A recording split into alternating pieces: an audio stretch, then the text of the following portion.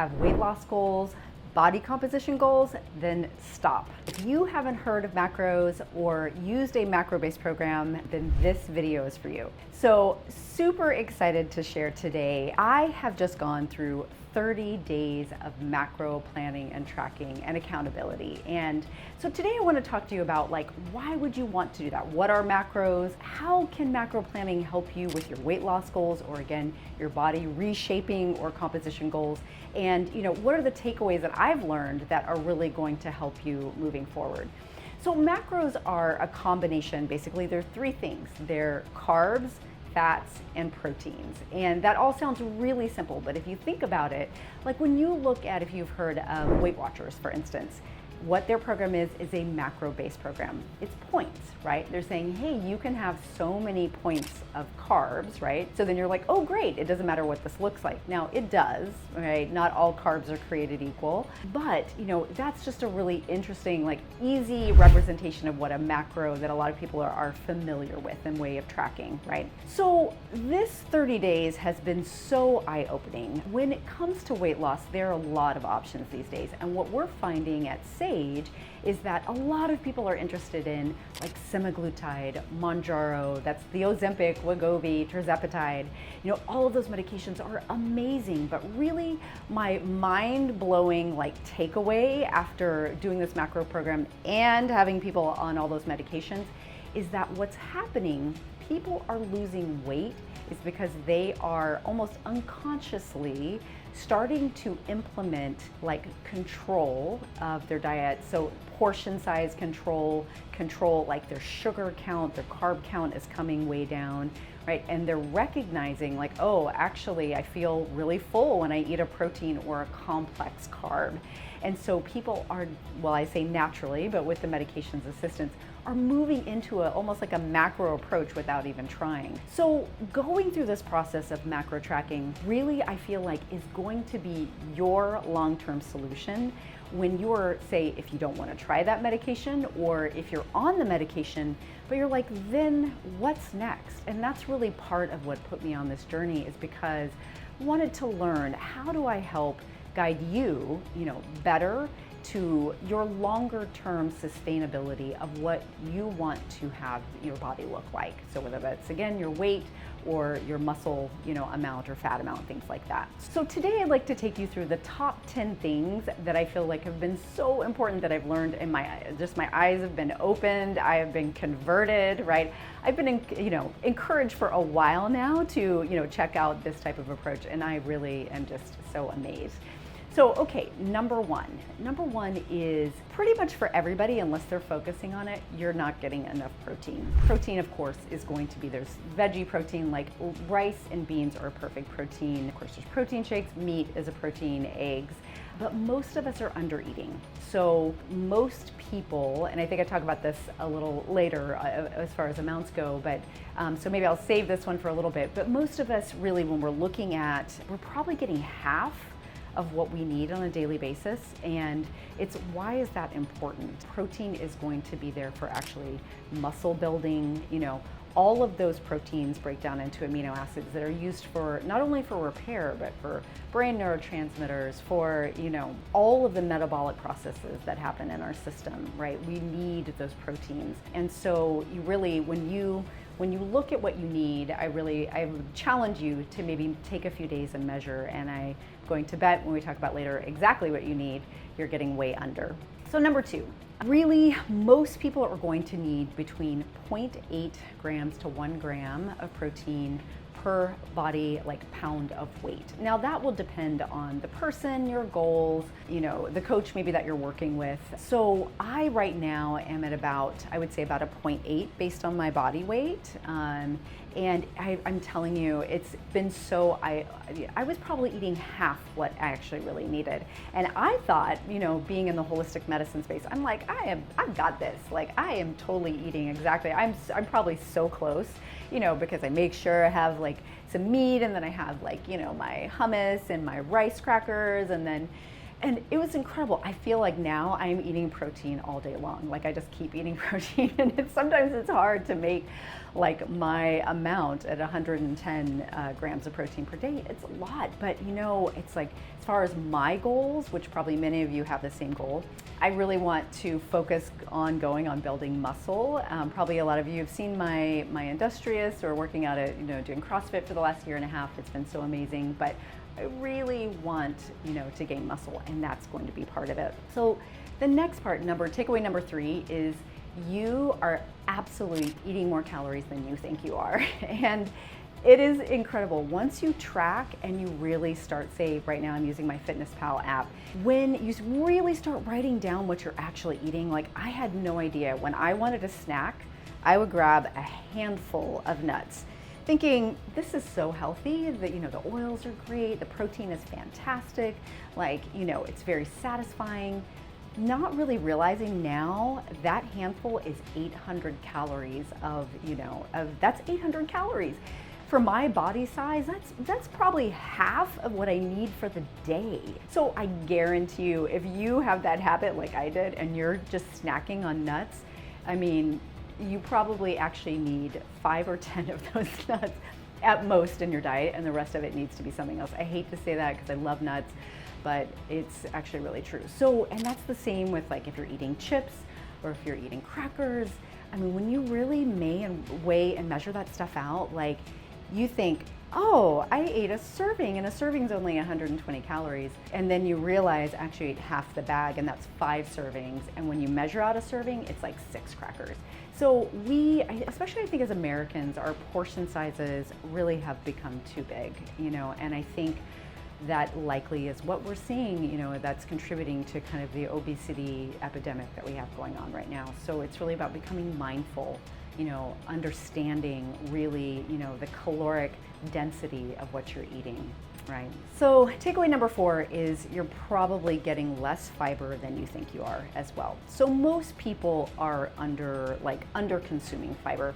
I'm a huge fan. I mean, I love vegetables. And again, this was another takeaway. I probably was eating actually less vegetables than I thought that I was, but working on, they don't have that many calories, so you can definitely pack them in if you're doing a macro-based program. I think it's great, but not all vegetables and things are gonna have a lot of fiber. And so you also just have to look at that. When really I started tracking, I thought I'm really getting like maybe 20 grams of fiber, and that's hardly anything. And depending on who you follow, I would say at a minimum you need between 30 and 35. And actually some of the research, depending on what your risk history is, like if you have a strong family history of colon cancer, you probably want to be in the range of like 60 to 65 grams of fiber. So that's a lot of fiber. And many times in that situation, we need to add some sort of like fiber supplement, something like that, which is completely fine. I do like typically at least the soluble, but sometimes the combination of a soluble and insoluble. So we've got like an acacia fiber with the psyllium, great. Or again, just the soluble is perfect, like the apple pectins and the acacia, something like that. Perfect. So number 5 takeaway is kind of already spoke about this, but you're eating more carbs and sugar than you think. And sugar is just, again, calorically, it's so dense, right? And you can get so many calories also in just a very small amount of whatever you're eating. And so, most people have a better probably understanding if they're overeating sugar, because they're like, yeah, I recognize I ate, 10 cookies and I really should have only had 1, or I had a half bar of chocolate and I only should have had 2 squares. So I think people are more aware of that. And so sometimes, with that conscientiousness, I still think it's good to measure and track and really get a sense of what you're actually doing. And there are a lot of good substitutions. I do like things like a little bit of xylitol or stevia, or especially if you're doing something like you're doing a yogurt that has some stevia in it, or where it doesn't have tons of sugar, right? Because say, for instance, with that example, like standard yogurts are gonna have so much sugar, like an incredible amount of sugar. And so sometimes we're getting these hidden sugars that you think, a lot of people come to me and say, like, every morning I have a huge yogurt and I love it and I pack it full of berries. And then when we look at it, again, it is an enormous, they're starting their day with like 60 grams of sugar because they're doing a huge thing of a regular yogurt. And so, and they're saying, I'm doing that because I'm getting all the probiotics. let me tell you something else. Unfortunate, yogurts actually really don't have a whole lot of good bacteria. We're in the millions, which sounds great, but really if you want to impact the gut and shift things, you need to be in the billions actually. So your millions in your yogurt is not really doing a whole lot. Hate to tell you. Number 6. So number 6 takeaway is you're probably also drinking less water than you need. I would say this is probably not a huge shocker. You know, a lot of people don't, I find in my practice, don't actually like water. And I guess I feel pretty blessed because I like the taste of water, so it always kind of astounds me a little bit. But, you know, say if you are one of those people and you're like, I just, you know, for me, I'm choking it down. Like I just can't. Actually, herbal teas count. That's great. You can make like a cold pressed tea, so like a passion flower tea you can put in the refrigerator. It's amazing, completely counts as water. And actually lightly caffeinated teas actually do still count. I know there's a huge thing out there that says like, you know, caffeine, if you're having coffee, it does not, you're gonna dehydrate yourself. You can't live on all coffee. I know some people would challenge me on that, but like, you know, that actually is still going to count as some water. It's not going to be a 1-to-1, like you drink 8 ounces of coffee and then you're peeing out like 16 ounces of water, but it will help. But you know, we do want to get some other sources, and you probably at a minimum want 88 ounces, but probably we really want more like 100. And if you're working out and sweating, you probably want more like 130 ounces a day. And so to do that, you probably need your Stanley, and you need to know like, okay, I have to do 4 of these, or, you know, and they're measured throughout the day. That's really kind of the only way that you are going to be accountable with yourself in getting that water in. So takeaway number 7 is I am completely sold, and I've already mentioned this, but like, if you want to lose weight, or if you want to keep the weight that you have, or if you want to just, you know, sustainably lose weight over time, you've got to learn and understand this system. You have to understand macros. I think, you know, I'm sure you've heard this, so I'm really convinced. I'm like, this is the way. It is the way. I mean, like, if you want to be successful long term, it's just something that you're going to have to put in your repertoire of life skills, right? And likely, I would say this as a, you know, as a health professional, get a coach. I mean, I feel, I went through 4 years of training in nutrition, very different type of nutrition, like nutritional value of foods, you know, what does vitamin A do in the body? And we were not trained at all on the macro approach. And so I'm guessing, like, unless you are an actual registered dietitian, which, you know, that's a small percentage of the population, you need to get someone who actually is going to train you how to do this, and it is going to be one of the best investments you've ever made as far as your diet and food planning goes. So number 8 takeaway is something I already mentioned, but it's like, okay, what are macros again? Let's revisit that. It's protein, carbs, fats. So carbs are going to be like your sugars, you know, your fruits, you know, breads, rice, potatoes, all of that. And of course, a lot of foods will have some crossover, you know, depending on what you're eating, right? Like, so if you are vegetarian, you're vegan, and you're doing a veggie protein, of course, those veggie proteins are gonna have some carbs and fats in them as well. And of course, if you're doing meat, that's definitely gonna have fat in it also. So there are very little things that are all, say, just one macro. So it's all about balance, right? And then adjusting, and this is where tracking becomes very important to understand that. And I definitely have found that myself, you know, learned that you need to plan your day. It's a very helpful suggestion, as opposed to putting things in as you go. Doesn't really work as well. So number 9 takeaway is I would just, again, highly encourage you to just get a coach, right? And I have some, you know, suggestions for you. Definitely reach out. You can search. I know there are companies that will do it, like Precision Nutrition. You have to sign up with them. Definitely individual coaches. A lot of times gyms will have, especially CrossFit gyms, will have people they work with that they really like. So that's a resource as well. But if you have any questions around coaching or resources, please reach out. Number 10. So my number 10 takeaway after all of that, like, hey, you're not doing as well as you think. Actually, number 10 is really good. Number 10 is, you know what, actually this turned out to be easier than I thought it would.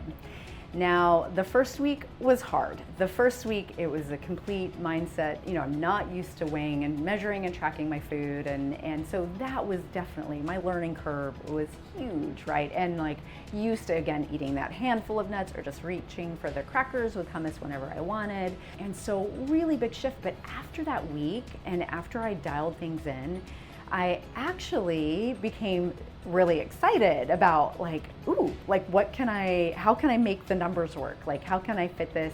And then also seeing like my body composition change, seeing like, it's like, oh, things are kind of getting, dialed in a little better. And that's awesome, right? Because we all want to feel our best and look our best. And so this is a way to do that. If you, again, want sustainable weight loss or, again, sustainable body composition, like, you absolutely have to check this out. You have to do this, and you can do it. Like, it's like, I'm a business owner, busy mom, like, I've got a lot going on. Like, if I feel like if I can do it, you can do it, right? And so it's like, you will make the time, right? And you will be so happy that you did it, right? It's gonna change your life. So if you have any questions for me, please absolutely reach out. Would love to hear from you. And thank you so much for joining me. I'd love for you to like, follow, subscribe. That would be amazing.